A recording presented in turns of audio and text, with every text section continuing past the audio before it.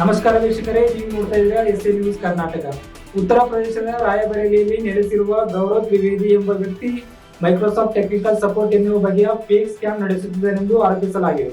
ಅವನು fake pop app ಎಚ್ಚರಿಕೆಗಳು, ಎಚ್ಚರಿಕಾ ಶಬ್ದಗಳು ಮತ್ತು ನಿಮ್ಮ ಡೇಟಾ ನಷ್ಟವಾಗಬಹುದು ಎಂಬ ಸಂದೇಶ ಮೂಲಕ ಬಳಕೆದಾರರನ್ನು ಭಯಪಡಿಸಿ ಅವರನ್ನು ನಕಲಿ ಹೆಲ್ಪ್ಲೈನ್ ಸಂಖ್ಯೆಗೆ ಕರೆ ಮಾಡಲು ಪ್ರೇರೇಪಿಸುತ್ತಿದ್ದ ಮತ್ತು ಎನ್ಡೆಸ್ಕ್ ಅಥವಾ ಟೀಮ್ ವ್ಯೂವರ್ ಬಳಸಿ ರಿಮೋಟ್ ಆಕ್ಸೆಸ್ ಪಡೆದು ಲ್ಯಾಪ್ಟಾಪ್, ಕಂಪ್ಯೂಟರ್ಗೆ ಪ್ರವೇಶ ಮಾಡಿ ಡೇಟಾ ಅಥವಾ ಹಣ ಕಳುವು ಮಾಡುತ್ತಿದ್ದನೆಂದು ತಿಳಿದಿದೆ. ಸಾಮಾಜಿಕ ಮಾಧ್ಯಮದಲ್ಲಿ ಪ್ರತಿ ಹೋರಾಟದ ದೃಷ್ಟಿಯಿಂದ ಕಾರ್ಯನಿರ್ವಹಿಸುತ್ತಿದ್ದ ನ್ಯಾನೋ ಬೈಟರ್ ಎಂಬ ಹಿಂದಿನ ಟ್ವಿಟರ್ ಬಳಕೆದಾರ ಸ್ಕ್ಯಾಮರ್ ಜೊತೆ ಸಂಬಂಧಿಸಿದ ರೀತಿಯನ್ನು ತಿದ್ದು ಹಾಕಿಕೊಂಡು ಪ್ರತಿಘಾತ ನೀಡಿದ್ದಾನೆ.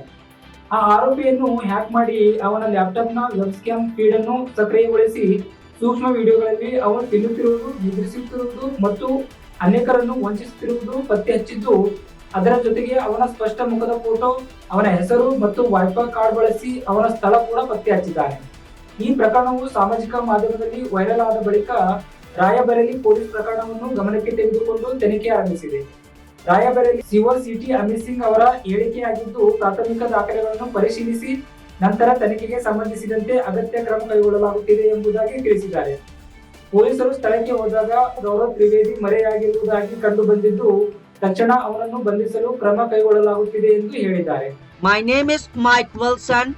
I am the assigned engineer for your case.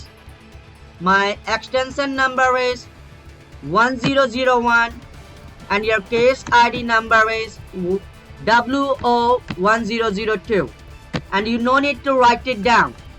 I will save all these informations in your machine and you will be getting all the legal paperwork and receipt of the services on your email address once the work will get done, okay? Knowingly or unknowingly. So we have to block all those intruders as soon as possible to protect you from all these kinds of cyber attacks, okay? Now I will not waste too much time here.